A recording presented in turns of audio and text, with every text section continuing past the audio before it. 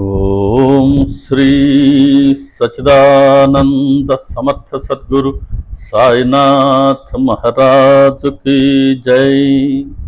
గురుమధ్యే స్థితం విశ్వం, విశ్వమధ్యే స్థితో గురుః, గురుర్విశ్వం న చాన్యోస్తి తస్మై శ్రీ గురవే నమః. తస్మై శ్రీ గురవే నమః. సదా నింబవృక్షస్య మూలాధివాస సుధాస్రావిణం తీక్తమప్యాప్రియంతం తరుం కల్పవృక్షాధికం సాధయంతం నమామీశ్వరం సద్గురుం సాయినాథం. నమామీశ్వరం సద్గురుం సాయినాథం. నమామీశ్వరం సద్గురుం సాయినాథం. శ్రీ సాయిబాబా అందరికీ నమస్కారం. సాయి కృపతో, సాయి ప్రేరణతో, సాయి సన్నిధిలో మన ఈ టీవీ ఈ ఛానల్ ద్వారా, యూట్యూబ్ ఛానల్ ద్వారా సత్సంగాన్ని వీక్షిస్తున్న సాయి కుటుంబంలోని సహచర సభ్యులైన మీ ప్రతి ఒక్కరికీను, అలాగే ఈ సాయంత్రం మన అందరికీ తమ సన్నిధిని ప్రసాదించి తమ స్మరణ చేసుకునే భాగ్యాన్ని ప్రసాదించిన సమర్థ సద్గురు సాయినాథుని దివ్య పాద పద్మాలకి నమస్కారం చెల్లిస్తున్నాను.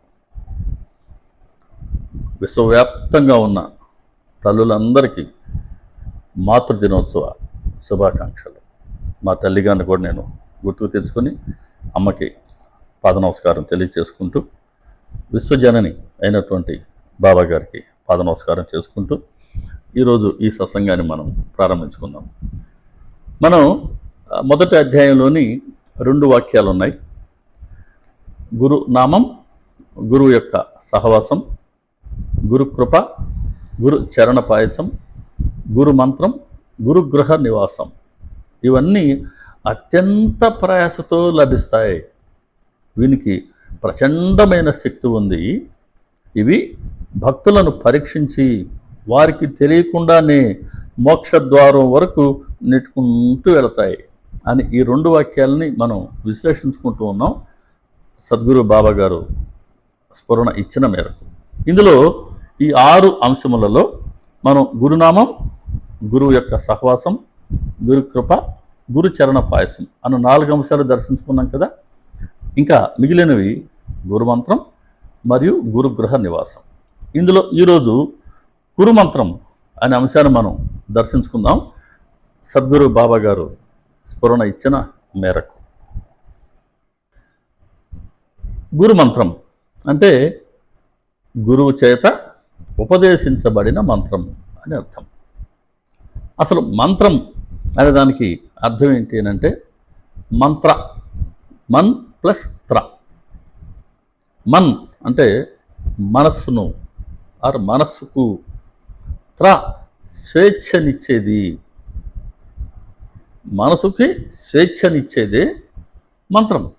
దేని నుంచి మనసుకు స్వేచ్ఛ కావాలి అంటే మనసు ప్రాపంచిక బంధనాలలో కూరుకొని పోయి ఉంది. ఇది మనందరికీ తెలిసిందే, మన అనుభవం అది. కాబట్టి ఈ ప్రాపంచిక బంధనాలలో కూరుకుపోయిన మనసుకి స్వేచ్ఛనిచ్చి మరింత ప్రయోజనాన్ని సిద్ధింపచేసేదే మంత్రం. ఇంకా చెప్పాలంటే ఒక గ్రంథకర్త ఇచ్చిన నిర్వచనం ఏంటి అంటే ఒక నిర్దిష్టమైన ప్రయోజనాన్ని, లక్ష్యాన్ని సిద్ధింపచేసే శక్తిని జనింపచేసే కొన్ని ప్రత్యేకమైన అక్షరముల లేదా పదముల సమూహం మంత్రం. కాబట్టి కొన్ని అక్షరాలు, పదాల సమూహమే మంత్రం అంటే. కాకుంటే ఆ పదాలని లేదా అక్షరాలని ఒక ప్రత్యేకమైన పద్ధతిలో ఉచ్చరించడం ద్వారా ఒక ప్రత్యేకమైన శక్తి జనిస్తుంది. ఆ శక్తి ఏ లక్ష్యాన్ని నిర్దేశించుకుని ఈ సాధకుడు ఆ మంత్రానుష్ఠానం చేస్తూ ఉన్నాడో ఆ లక్ష్యాన్ని సిద్ధింపచేయగలిగేటట్టుగా ఉండాలి. ఇది మంత్రం అంటే. కాబట్టి ఒక లక్ష్యాన్ని నిర్దేశించుకుని సాధకుడు ఒక గురువు ద్వారా మంత్రదీక్షను తీసుకుని ఆ మంత్రోపదేశాన్ని ఆయన మంత్రానుష్ఠానాన్ని ఆయన చేస్తూ ఉంటే ఆ మంత్రము జనింపచేసే శక్తి ద్వారా ఇతడు తన లక్ష్యాన్ని చేరుకోవాలి. అందుకని కొంతమంది గురువులు తమ శిష్యులకు మంత్రోపదేశాన్ని చేస్తారు. రామకృష్ణ పరమహంస గారు, శారదామాత గారు, రామకృష్ణ పరమహంస గారి సన్యాస శిష్యులు మన వివేకానంద స్వామి గారు, బ్రహ్మానంద స్వామి గారు, రామకృష్ణానంద స్వామి గారు, ఇలా వారి సన్యాస శిష్యులందరూ కూడా వారిని ఆశ్రయించిన వారికి వారి స్వభావాన్ని బట్టి వాళ్ళకి ఒక మంత్రాన్ని ఉపదేశించేవారు. ఆ మంత్రదీక్షను పుచ్చుకున్నటువంటి ఆ శిష్యులనండి, భక్తులనండి గురువు ఎన్నిసార్లు దాన్ని జపించమన్నారో దాన్ని నియమంగా వాళ్ళు జపించుకుంటూ అలా మంత్రానుష్ఠానం చేస్తూ ఉండాలి. ఇది ఒక గురువు పద్ధతి. కానీ మన సద్గురు బాబా గారు ఏ రోజు కూడా ఎవరికి ఆయన మంత్రదీక్షను ఇవ్వలేదు. ఉదాహరణకి రాధాబాయి దేశ్ముఖ్ మనకు 18-19 అధ్యాయాల్లో ఉంది సచ్చరిత్రలో. ఆవిడ సంగమందిర్ నుంచి కొంతమంది భక్తులతో కలిసి బాబా గారి దర్శనార్థం షిరిడి వచ్చింది. బాబా గారిని దర్శించుకునింది. బాబా గారిని దర్శించుకున్న తర్వాత ఆవిడ మనసులో కలిగినటువంటి సంకల్పం ఏంటి?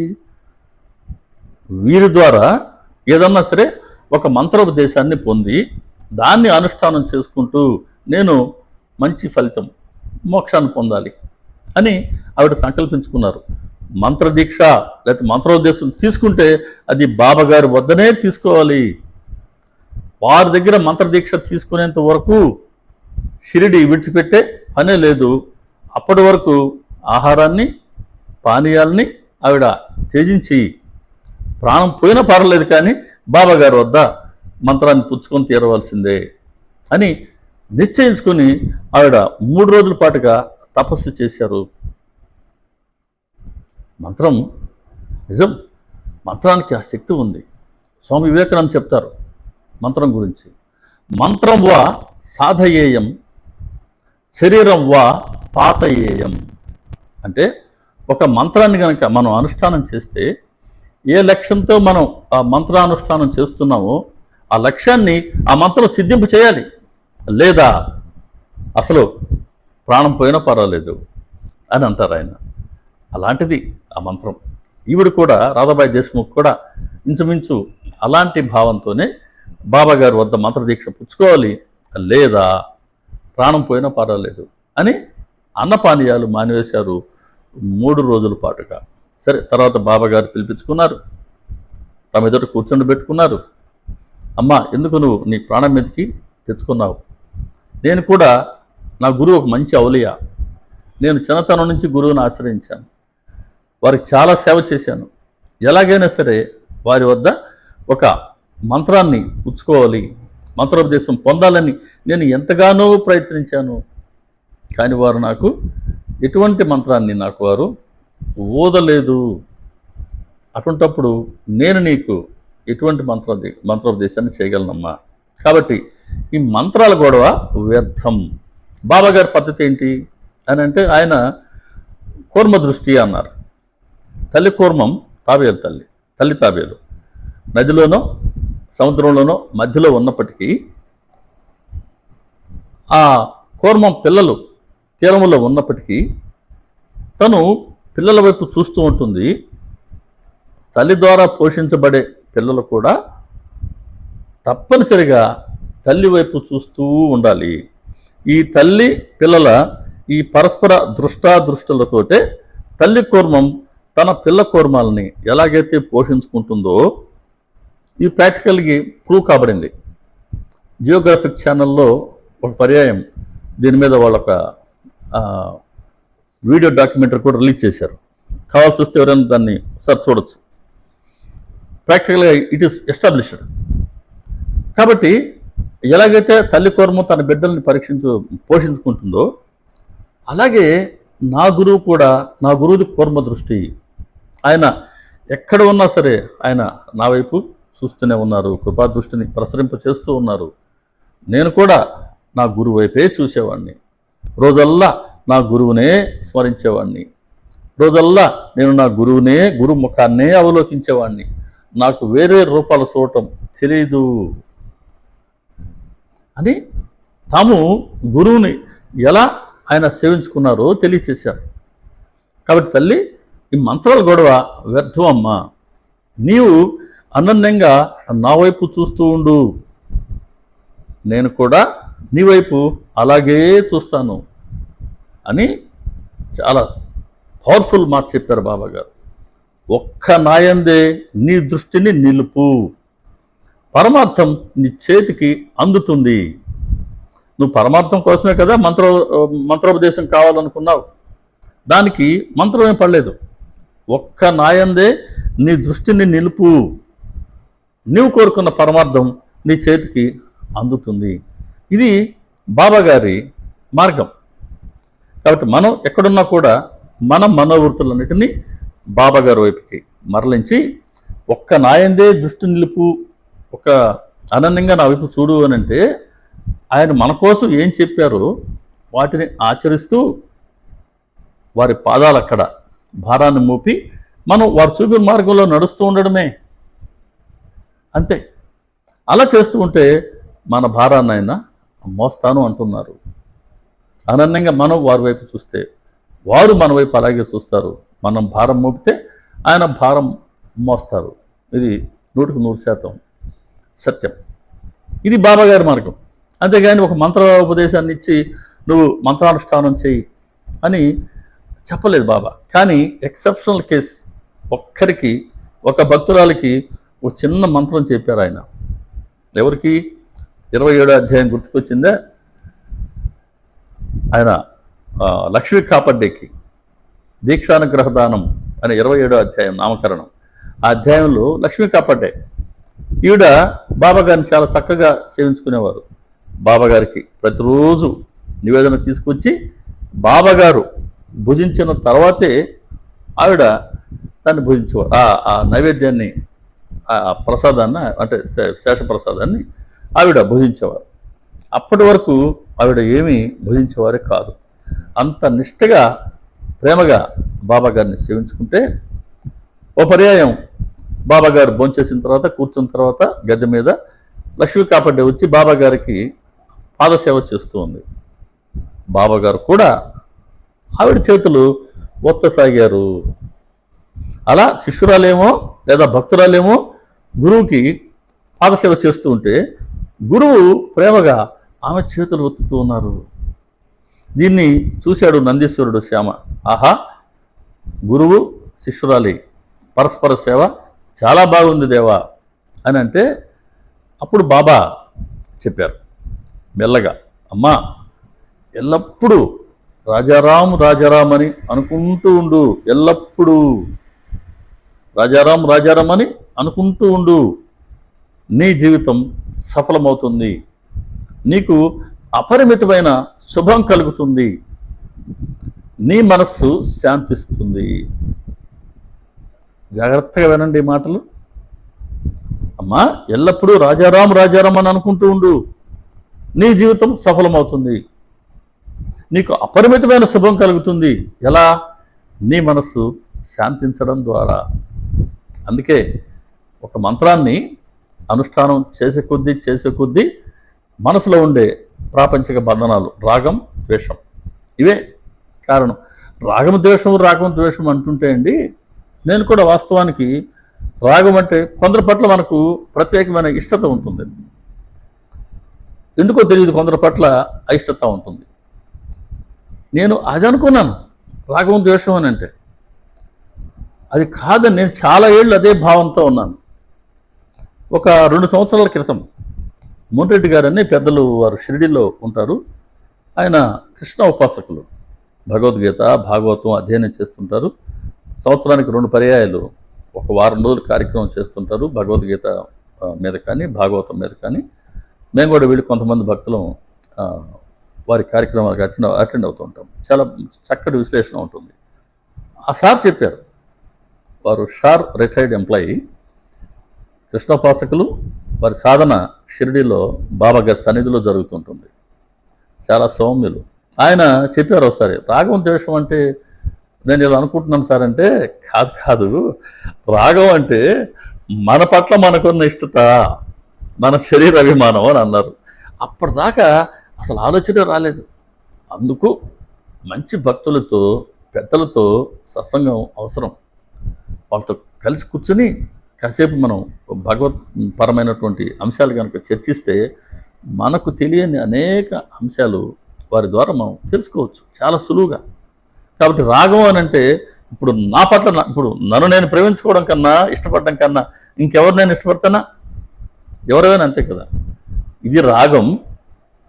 దీనికి వ్యతిరేకంగా ఎవరైతే నా అభిమానానికి లేకపోతే నా పేరు ప్రతిష్టలకి భంగం కలిగిస్తారో, నన్ను విమర్శిస్తారో, ఇటువంటి వాళ్ళ పట్ల నాకు ఎప్పుడైతే నాకు అభిమానం అంటూ ఉందో, రాగం ఉందో నా పట్ల, నాకు దీనికి వ్యతిరేకంగా ఎవరు పనిచేస్తారో వాళ్ళ పట్ల ద్వేషం. ఇది రాగం ద్వేషం అని చాలా చక్కగా చెప్పారు సార్. ఇటువంటి రాగద్వేషాలతో కూడి ఉన్నటువంటి మనసు వీటి నుంచి బయటపడాలి అని అంటే ఇదిగో ఈ మంత్రోపదేశం, మంత్రానుష్ఠానం ఒక మార్గం. బాబా చెప్పింది కూడా అదే. రాజారాం రాజారాం అని ఎల్లప్పుడూ అంటూ ఉండు. రోజుకి గంట అరగంట కాదు, ఎల్లప్పుడూ అంటూ ఉండు. బాబా గారు చెప్పడమే కాదు, ఆయన నిరంతరము అహర్నిశలు అల్లా మాలిక్, అల్లా మాలిక్, అల్లా అచ్చకరేఖ అని అల్లా నామస్మరణ చేస్తూనే ఉన్నారు కదా. రాత్రులు కూడా ఆయన నిద్రపోయేవారు కాదు, మనకు తెలిసిందే కదా. మాల్సాపతి గారు బాబా గారు పక్కనే ఉండేవారు.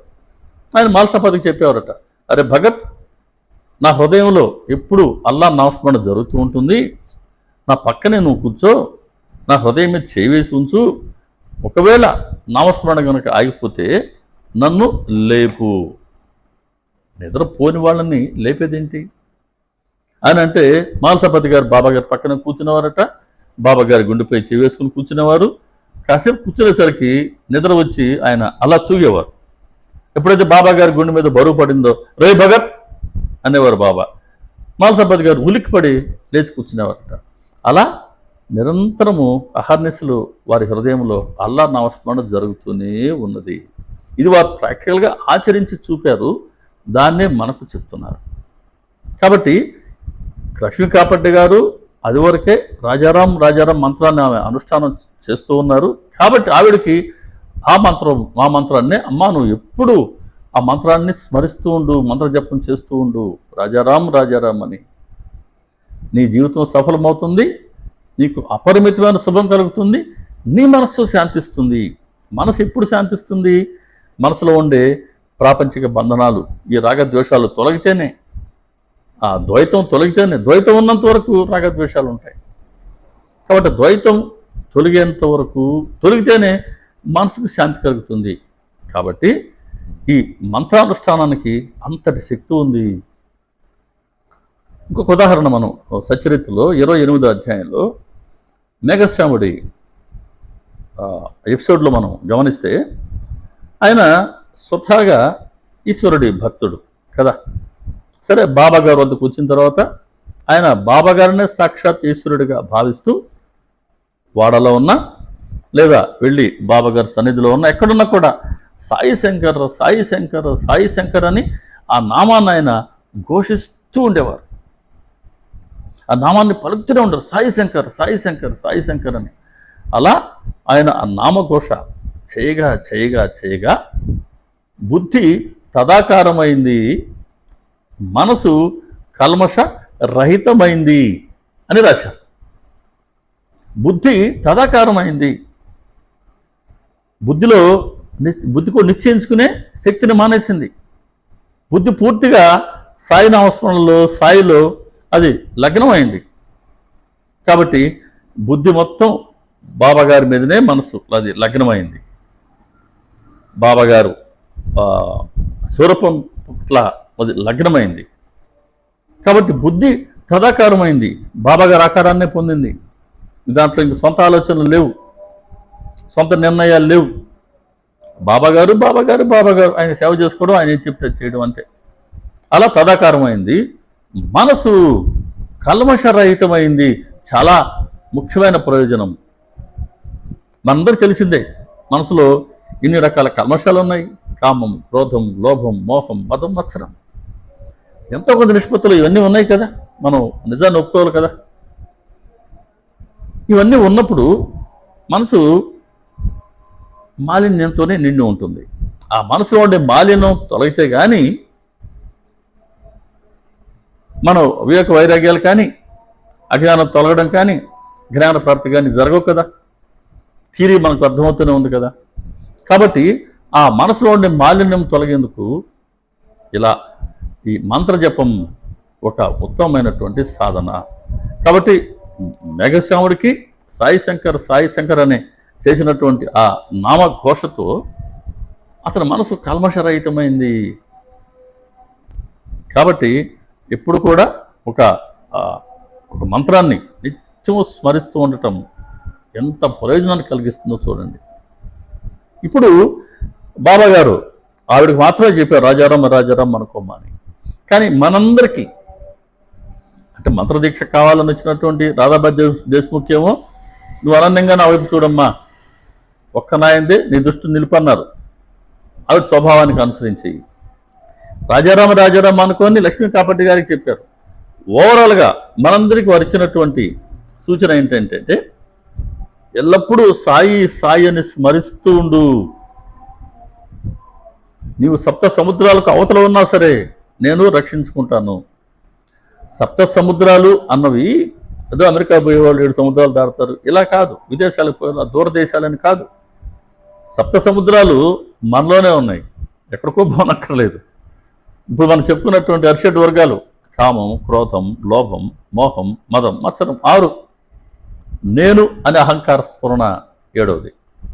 ఇవన్నీ నీలో ఉన్నప్పటికీ నువ్వు ఎల్లప్పుడూ సాయి అని స్మరిస్తూ ఉండు, నేను నిన్ను రక్షించుకుంటాను. అంటే వీటన్నిటిని అధిగమించేలా చేస్తాను. నీలో ఉన్న షడ్వర్గాలు తొలగించి నీ మనసుని కల్మషరహితంగా చేసుకుంటాను. నీలో ఉండే అహంకార స్ఫురణను నేను అన్న భావాన్ని కూడా తొలగిస్తాను. ఇంకా తొలగిపోతే ఏముంది? అదే కదా మంచి ఆధ్యాత్మిక ఫలితం, ఉన్నతమైనటువంటి ఫలితం ఆధ్యాత్మిక మార్గంలో, భక్తి మార్గంలో. కాబట్టి మనందరికి ఇచ్చినటువంటి సూచన బాబా గారు ఆజ్ఞ ఏంటంటే ఎల్లప్పుడూ సాయిని స్మరిస్తూ ఉండు. ఇంక వేరే చెప్పలేదు ఆయన. కాకుంటే ఆ సాయిని స్మరించే విధానం కొంతమంది నామస్మరణ, కొంతమంది పాటలు పాడుకుంటున్నా, పారాయణ ద్వారానా, సత్సంగం చెప్తున్నా, సత్సంగం వింటూనా, లేదా హారతులు పాడుకుంటున్నా, ఇతర సేవా కార్యక్రమాలు బాబాగారిని స్మరించుకుంటూ పాల్గొనడమా, ఎలాగైతే ఏమి నామ రచన, నామ లేఖనం. రామచంద్ర చౌదరి గారు ఓం శ్రీ సాయిరామ్ అని ఆయన రచింప చేస్తూ ఉంటారు. కొన్ని కోటి లక్ష్యంగా పెట్టుకొని ఆయన రాయిస్తూ ఉన్నారు పెద్దలు. ఇలా ఈ నామలేఖనం ఎలాగైతే నువ్వు నామాన్ని స్మరిస్తున్నావు కదా, బాబాగారి స్మరణలో ఉంటున్నావు కదా, ఇది బాబాగారు కోరుకునేది. వాస్తవానికి మనందరి చేత వారి నామస్మరణ అనే సాధన చేయించడానికే సచ్చరిత్రని ఆయన మనకు అందించారు. ఏ అధ్యాయం చదవండి, మనం చివరికల్లా చేసేదేంటి? బాబాగారి స్మరణ. మన మనసు బాబాగారు చుట్టూ తిరుగుతూ ఉంటుందా లేదా? మనందరికీ అర్థమయ్యేదే కదా. మనసు ఏకాగ్రమవుతుంది. బాబాగారు చెప్పిన వచనాలు మన మనసులోకి వెళ్తూ ఉన్నాయి. దాని విరుద్ధంగా మనలో ఉండే భావాలు కరెక్ట్ కాదని మన మనసు గ్రహిస్తూ ఉంది. వాటిని తొలగించుకునే ప్రయత్నం కాస్త కూస్తో జరుగుతూనే ఉంది కదా. ఇది అత్యంత సహజంగా జరిగిపోయేది. కాబట్టి సచ్చరిత్ర పారాయణ అనండి, శ్రవణం అనండి, చింతన, మననం, పరిశీలన, అధ్యయనం, వీటన్నిటి ద్వారా నిత్యం మన మనసులో సాయి స్మరణ జరుగుతూ ఉంటుంది. మన మనసు వారి చుట్టూ పరిభ్రమిస్తూ ఉంటుంది. ఇది నీ మనోవృత్తులన్నిటినీ నా వైపుకు మరలించు, అదే నా సేవ, అదే నా భక్తి అని 3వ అధ్యాయంలో బాబా గారు స్పష్టంగా చెప్పారు. అలా సచ్చరిత్ర శ్రవణం మనకు బాబాగారి నామాన్ని స్మరింప చేస్తూ ఉంటుంది. బాబాగారి నామం మనం భక్తిగా గనక, మనం శ్రద్ధతో గనక స్మరిస్తూ ఉంటే అదే గురుమంత్రం. గురువు మనకిచ్చిన మంత్రం అదే. నువ్వు సాయిని స్మరిస్తుండయ్యా, నువ్వు సప్త సముద్రాల అవతల ఉన్నా సరే నేను రక్షించుకుంటా అని బాబాగారు మనకిచ్చినటువంటి ఒక అష్యూరెన్స్, ఒక హామీ, ఒక వరం ఇచ్చేశారు ఆయన. సచ్చరిత్ర అంటే వరాలు జల్లని మనం పలు పర్యాలు చెప్పుకుంటూ ఉంటాం. కాబట్టి మనందరికి ఇచ్చినటువంటి మంత్రం ఏంటంటే సాయి సాయి అని ఎల్లప్పుడూ అంటూ ఉండు. కాబట్టి భక్తి శ్రద్ధలతో గురువు నామాన్ని గనక మనం స్మరిస్తూ ఉంటే అదే గురు మంత్రం. చూడండి, కొన్ని ఎగ్జాంపుల్స్ చూస్తాం సచ్చరిత్రలో మనం. 33వ అధ్యాయం, నారాయణ మోతి. ఈయన బాబాగారి భక్తుడయ్యాడు. బాబాగారి చిత్రపటం వాళ్ళ ఇంట్లో ఉండేది. రోజు ఆయన బాబాగారికి పుష్పహారం సమర్పించి ఆయన మరి అగరబత్తీలు పెడుతుండేవారు. ఓ పర్యాయం అంటే అప్పట్లో ఉన్న విశ్వాసం ఏంటి అని అంటే, ప్రాక్టికల్గా భక్తులు పొందినటువంటి ప్రయోజనం ఏంటి అని అంటే, ఎవరికైనా పాము తేలు గనక కాటు వేస్తే బాబాగారి షిరిడికి వెళ్ళి భక్తులు బాబాగారు ఊది ఇచ్చి పంపించేవాడు కదా, ఆ ఊదిని అద్దేవారు ఆ కాటు వేసిన దగ్గర. అది ఉపశమించేది, వాళ్ళ ప్రాణాలు రక్షించబడేటివి. ఒక పర్యాయం ఈ నారాయణమూర్తి స్నేహితుడికి తేలు కుట్టింది. విపరీతమైనటువంటి మంట, బాధ భరించలేకపోతున్నాడు. సరే, నారాయణమూర్తి వద్ద ఊది లేదు. చూశారు, బాబాగారి చిత్రపటం దగ్గర అగరవత్తిలు పొడిపడింది, ఆ నుసి కింద రాలి ఉంది. వెంటనే దాన్ని తీసుకున్నారు. ఆయన తీసుకొని సాయి నామాన్ని స్మరిస్తూ తన మిత్రుడికి ఎక్కడైతే తేలు కాటు వేసి ఉందో అక్కడ అద్దడం జరిగింది. వెంటనే కొన్ని క్షణాల్లోనే ఆ బాధ తొలగిపోయింది అతని స్నేహితుడికి. ఎప్పుడు క్రింద పడి ఉన్న అగరవత్తీల నుసిని లేదా పొడిని ఆయన చేతిలో తీసుకొని బాబాగారికి నమస్కరించుకొని సాయి నామాన్ని స్మరిస్తూ తన స్నేహితుడికి పూశాడు కదా. అలా భక్తి శ్రద్ధలతో సాయి నామాన్ని స్మరిస్తే ఏమైపోయింది? అది మంత్రం అయిపోయింది.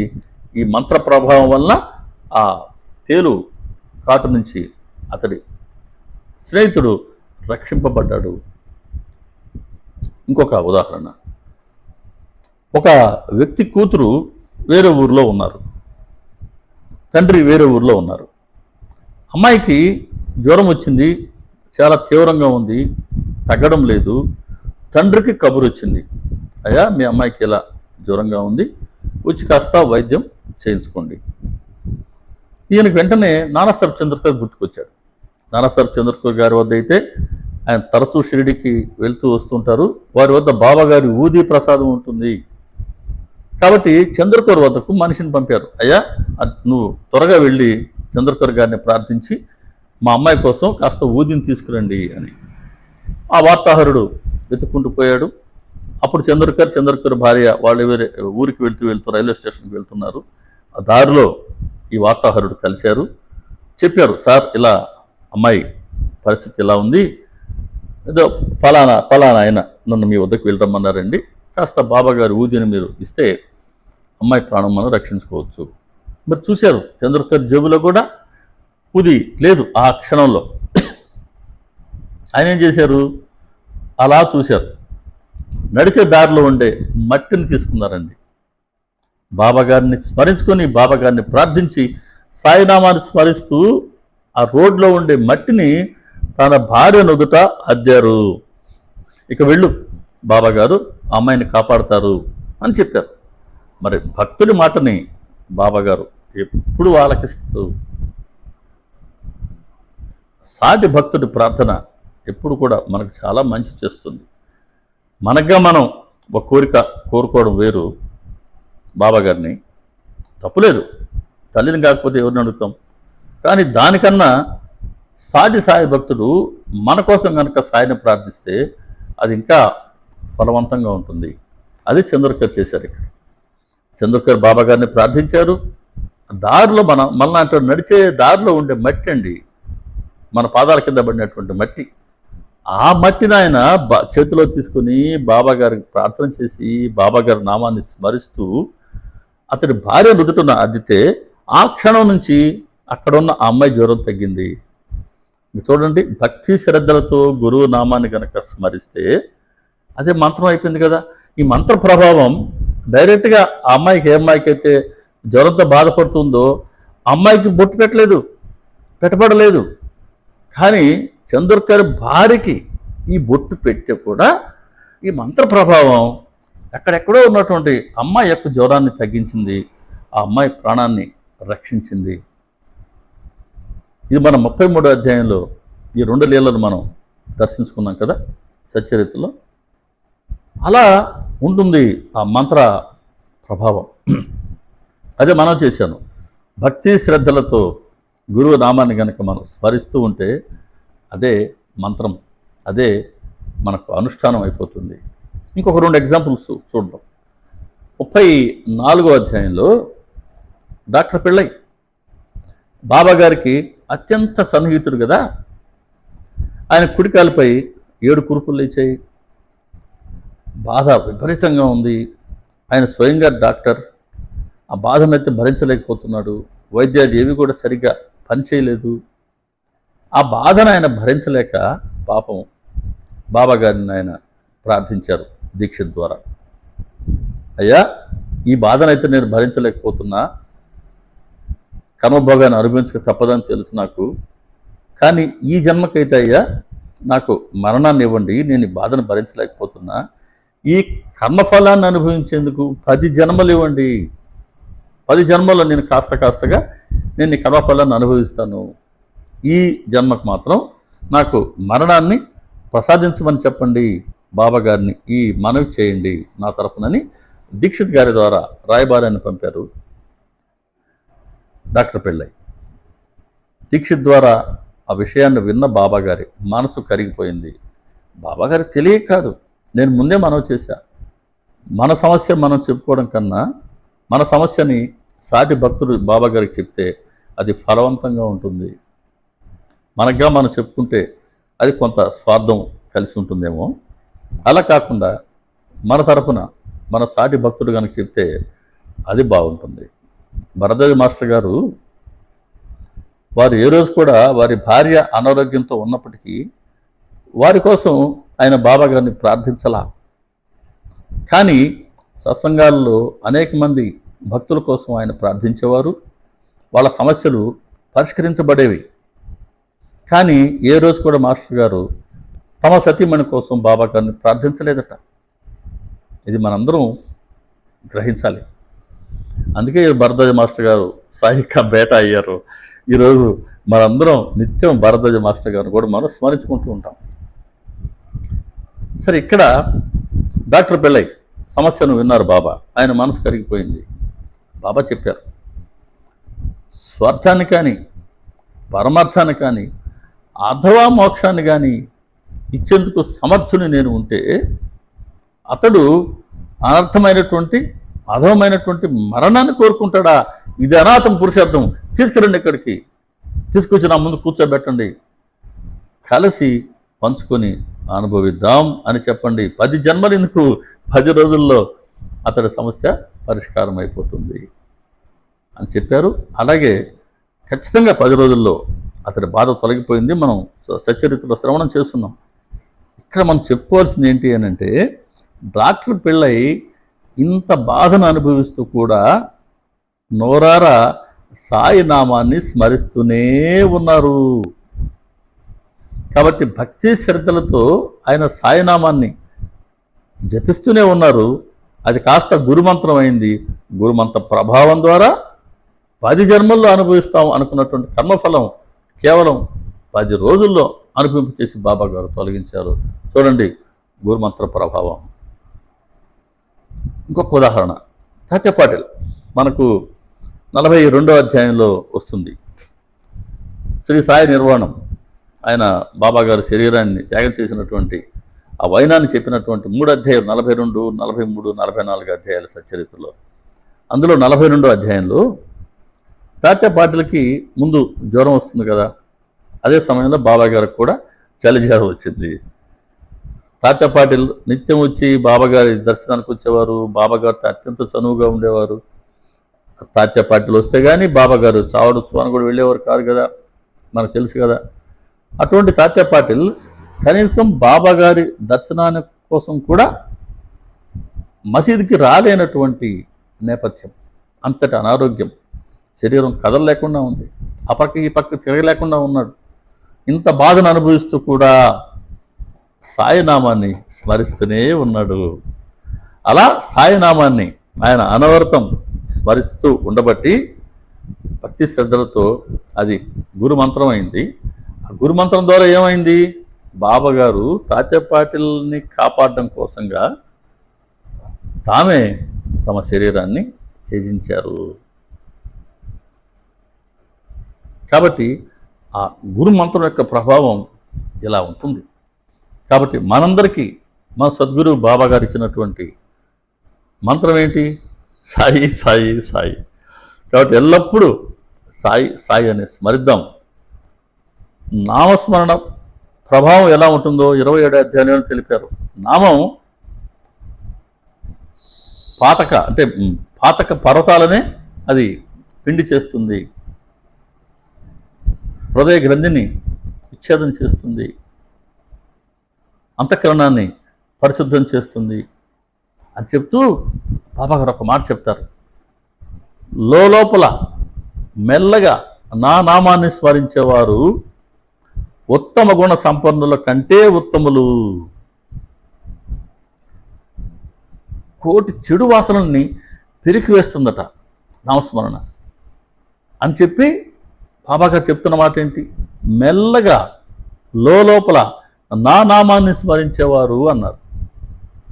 ఇటువంటి వారు ఉత్తమ గుణ సంపన్నుల కంటే ఉత్తములు. కాబట్టి మనం చాలా సూక్ష్మంగా గ్రహించాల్సింది ఇది.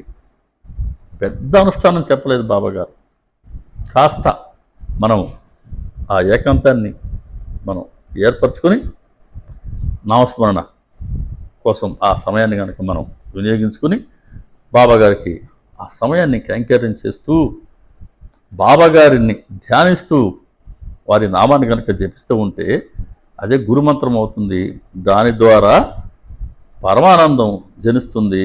సమస్త జీవరాశి పట్ల సమభావం కలుగుతుంది. ఈ సమభావమే ప్రేమ.